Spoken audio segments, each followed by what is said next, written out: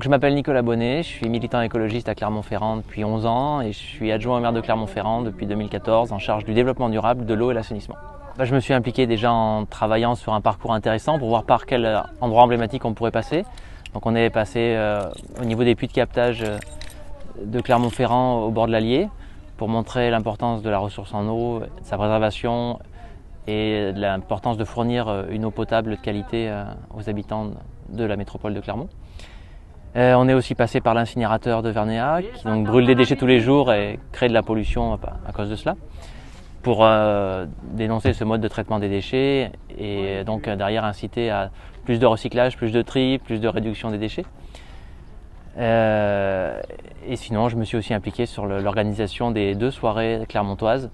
Donc la première ce soir avec la conférence Les 7 commandements de l'éco-orgasme et demain avec une projection débat autour du documentaire de Jean-Paul Jod, Severn.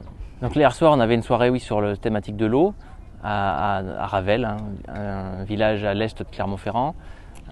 Donc c'est très enrichissant. Moi, j'ai pu y prendre part. On m'a invité à y prendre part puisque je travaille sur l'eau en tant qu'élu.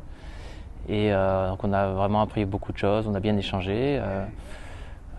On a parlé donc de l'importance de la ressource en eau, la différence entre l'eau potable qui finalement est qu'une petite fraction de toute l'eau qu'on peut trouver aussi bien sur la région que de façon générale. Donc de l'importance de préserver cette ressource d'eau potable puisqu'elle peut paraître abondante mais elle ne l'est pas, elle n'est pas illimitée.